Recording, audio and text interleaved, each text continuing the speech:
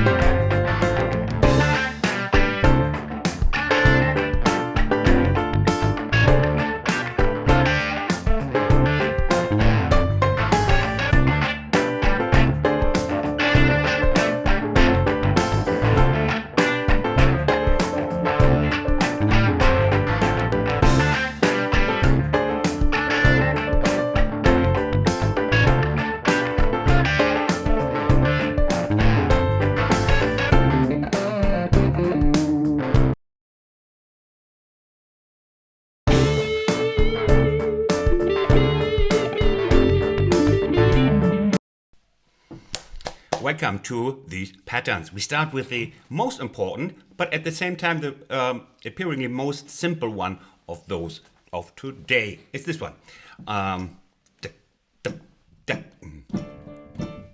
What is this? Hold on.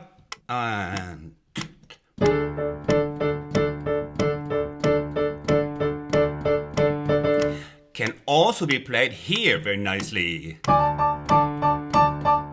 And there we have, first of all, why this one? You know this one from blues, right? Well, it's all about getting through in a band as a piano player. So you take the harshest piano sound of your digital piano. That's why they are there. Usually they're very harsh sounds. They're hard to play softly, and they're just for band play. You know, that they're getting through. You know, you have the guitars. You have a lot of dynamic and dominant instruments, and you as a piano must get through somehow. And having the octave reinforces the sound of the piano. You see, it's harsher due to this fifth sound underneath. So we have the fourth sound and fifth sound. If you can play this now, the standard really is just playing this straight. You know, da da da da da da da da da da da da da da da. That is completely fine. I'm doing this simple one before because it's also the most important one, but because just these 8 notes played through like a motor is really essential. This bread and butter, you know? And then you can give it like the occasional ba ba ba ba ba ba ba ba ba ba ba. You know, syncopations. Ba ba ba bam bam bam bam. Bam bam bam da da da da da da da da. Or dum dum ba ba ba ba ba ba ba ba ba ba ba ba. The left hand you leave out. You know, there's the bass player.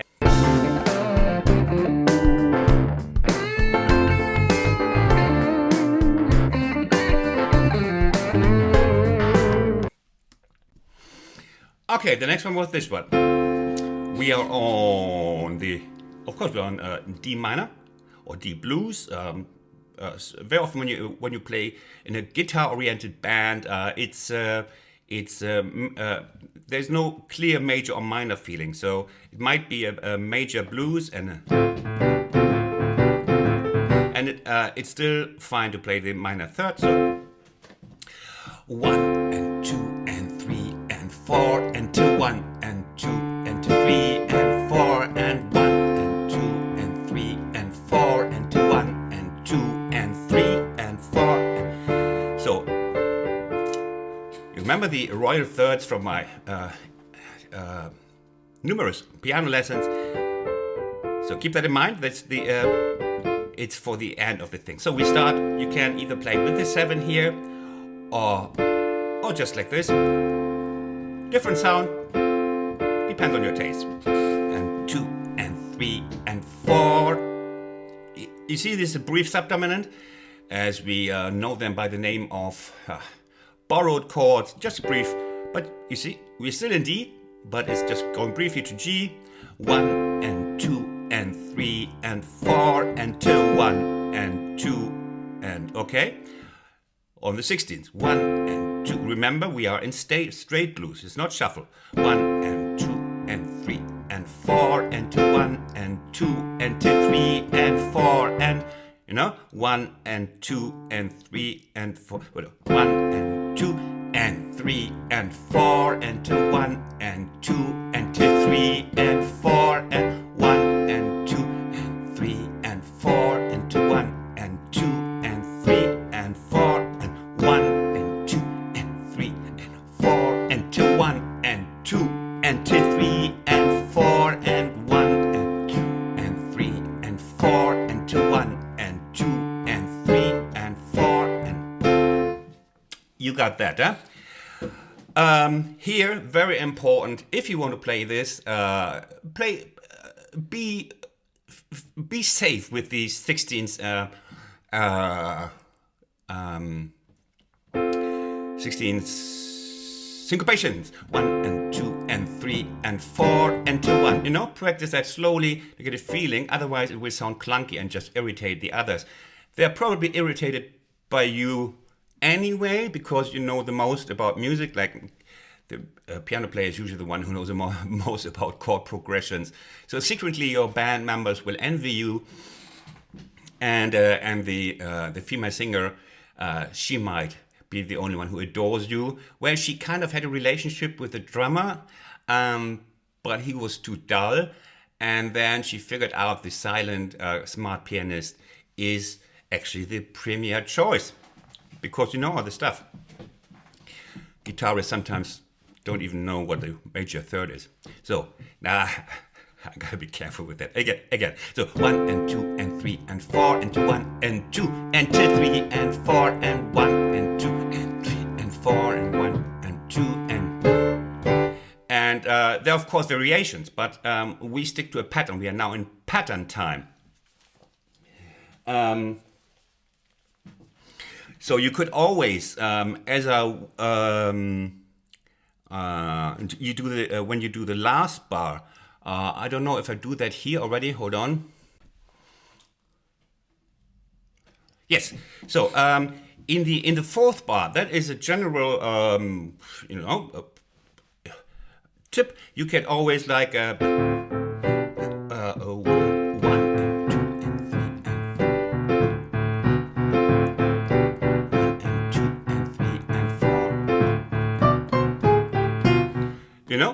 occasionally, you might do this.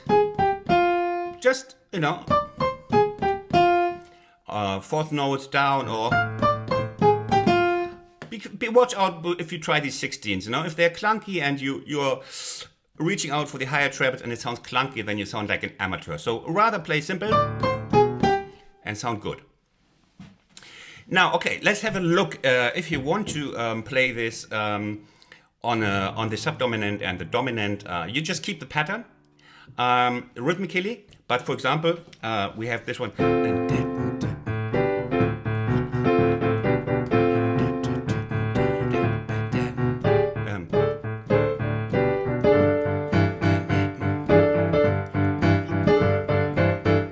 So you just take this one, for example, I'll give you just small examples for this one.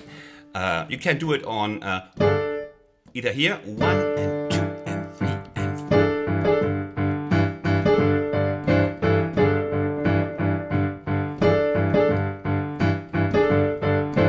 You see? It's the same pattern, just you fill it a little bit with the notes of the blues scale.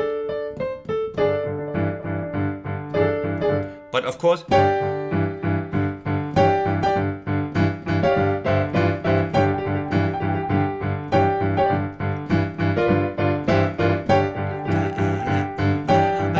fill it with what you know from my blues piano lessons, like this. This is basically the same, like here. By now, you should be able to, transpose them on the different chords. On the dominant, why not? What could I play? You suggest me, I play it. I follow you. It's your channel, not mine. Wrong. Okay.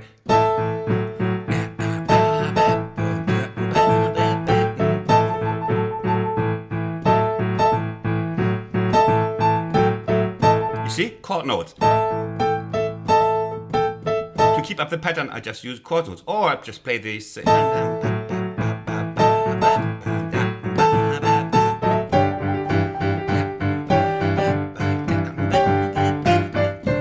You see? Just take, you will hear, make your ears join the game.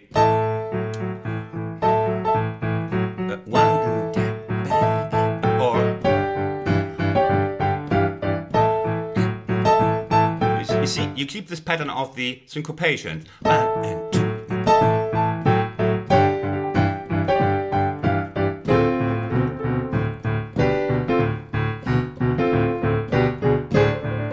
Okay, we got to move on. You can, of course, these are just suggestions, the endless possibilities, like whatever.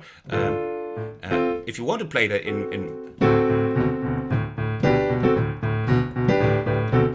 you can do that with a major, if you want. These are just examples. 1, 2, and 3, and 4. You see?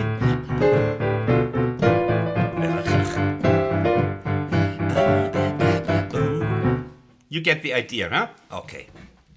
Let's go to the next one. Okay, now... we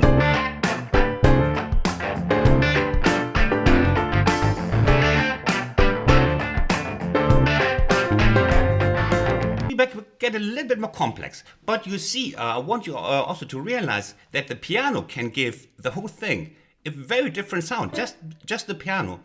You can give it a more funky note, but with these 16 syncopations, or a more rocky note with these. You see? And now we have, again, it's a more complex pattern. 2 bars are different. Okay, 1 and 2 and 3 and 4 and 2, 1 and 2 and 2, 3 and 4 and 2, 1 and 2 and 3 and 4 and 2, 1 and 2 and 3 and 4. And we start.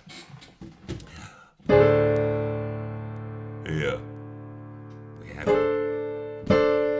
again, we grab the root also. See, it sounds nice and rich. So 1 and 2 and 3 and 4 and 2, 1 and 2 and 2, 3 and 4 and 1 and 2 and 3 and 4 and 2, 1 and 2 and 3. And we have a look at the rest. One more time. 1, you see we have here the movement of the thirds below, our thirds here. They're now hidden a little bit. Yeah? Okay.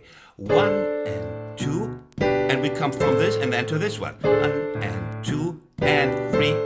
See, we do a little detour before we hit this one. 1 and 2 and 3 and 4 and 2, 1 and 2 and 2, 3 and 4 and 2, 1 and 2 and 3 and 4 and 2, 1 and 2 and 3. 1 and 2 and 2, 3. Can't count while trying to manage my life. 1 and 2 and 3. 1 and 2 and 3 and 4.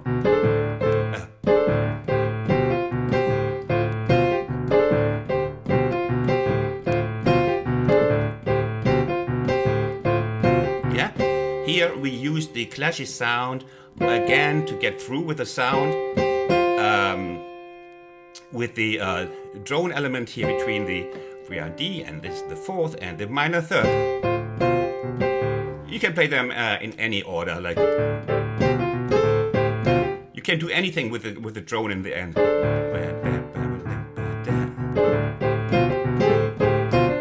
Whatever works.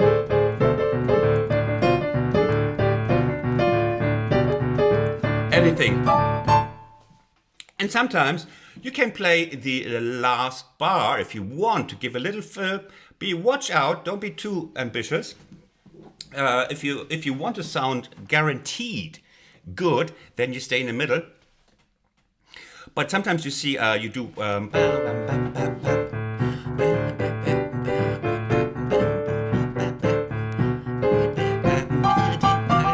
and you put the thing an octave up, you know, or as we did before, like you know, at the fourth bar.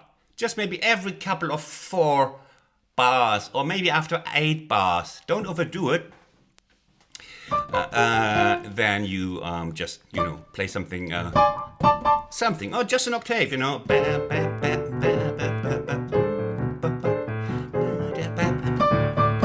You know, or whatever.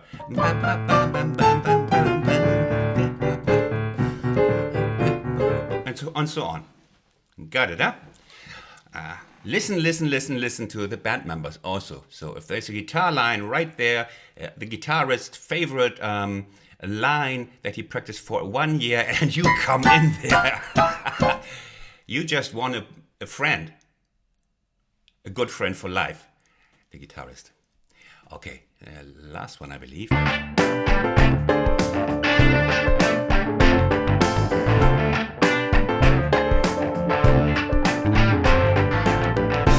Okay, next one I rather like, because we have this, what is here different? Listen.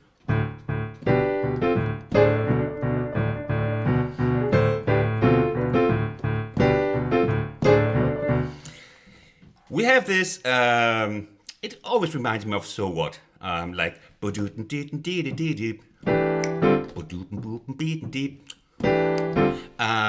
so it's this, nothing is on the one. That's the thing, like 1 and 2. Huh? I like that. 1 and 2.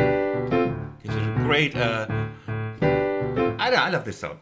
So 1 and 2 and 2. You know this already, yeah? This time we fall into G. We don't start from D going to G, but we do the opposite road. We come from G and then fall into D. Again, a word to the D minor and D major thing. It's really like, in many cases, it's actually true that none of the keys applies. Because if it's thirdless music, like even if they say like, okay, let's play a blues in D, then they would imply it's a major blues. But if you're surrounded by guitars and it's a fifth-oriented instrument, then it would sound really strange if you play this blues. Yeah? So, that would sound really weird to play the major third here, although officially it's a blues in D major. But blues is kind of often in between. There are, of course, if this major is introduced from the beginning and it suits the piece, sometimes it suits the piece, sometimes not. Then it's like if the really sound the piece sounds like, then the major third is immediately introduced. The ear knows it. But if the whole blues is played around the blues scale, with guitarists playing the blues scale, and you have like in D, let's say,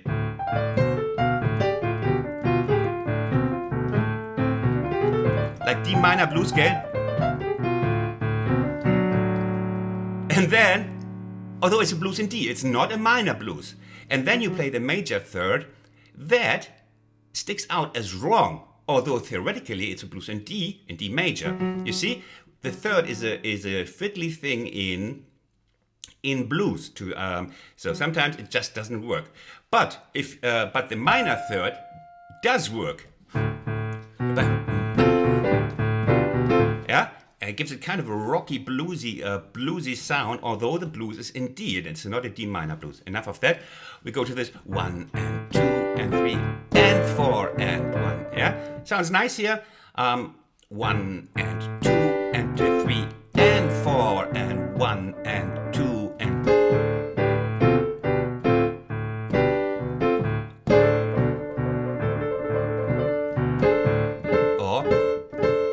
play it? Play the whole thing as a gruk, gruk. Yeah, yeah. It's quite hard. It needs practice, but it sounds great. Also in funk.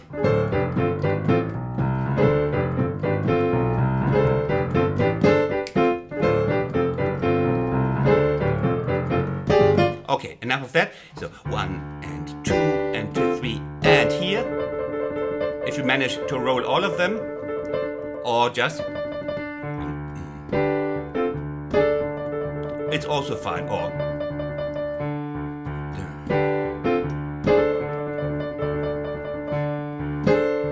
and here we have our beloved. You can either go just without the 7 here down here, or with a 7. 1 and 2 and... You see, it's a different sound. Or I wouldn't say one is preferable at this point. You know, it really depends. Maybe both, occasionally. And here we are at the point. Now I'll give you these patterns. My speciality when I play with blues bands is, that's what they like me for, if not for any other thing, like for my haircut, that I bring them into kind of hypnotic feeling, because I love to keep these patterns playing like a... And I don't do usually very much like these very busy piano players. I like to support the groove. And then the guitarist has a really strong basis to feel safe, and then you get after a while you get the groove together with the bass player, and then he comes over and smiles at you, and you're together, and then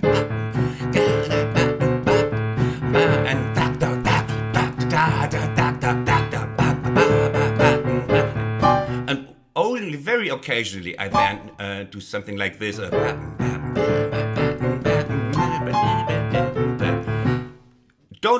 But rarely. So the other thing is either you're one of the different, there are different styles of piano players in blues. Like the busy ones, the ones who loosen it up, they play a lot of, but we are in a pattern today. Otherwise I would show you, like, we should do another one for fills. We stick to patterns, and it's a safer bet than trying to fill a lot here and you're interfering with the singer and the guitarist. We do that, you can, but we do that in a different tutorial. Now, so you basically understand yourself as a groove supporter here. And now I gave you already a couple of patterns that are enough to accompany a couple of sessions. If you just mix them up, they will just be amazed at, your variations, a couple of great new syncopations, and you give that a kind of backbone, the whole thing, with your chord. Now, again, if you want to, like, one, let's say,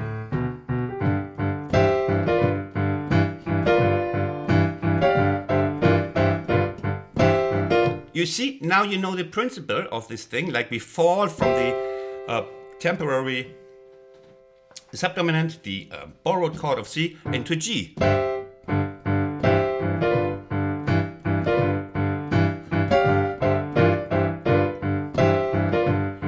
And of course, on the 5 and the 4, you don't have enough time to do the whole thing, so you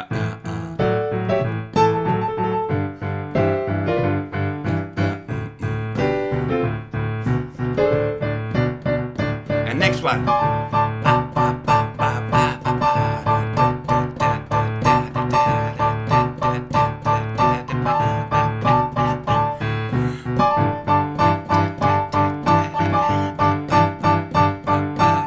Yeah, when you're on G, you shouldn't play the D here. So, now it's up to you. Be a good band member, be supportive, and don't try too many different things. Don't practice while you play with a band. Yeah, practice at home. And everybody has a simple rock groove in the here, like what I just played for you. So you can use that, okay? And then record yourself and see if you're tight. Hope I could enlighten you. Thanks for watching.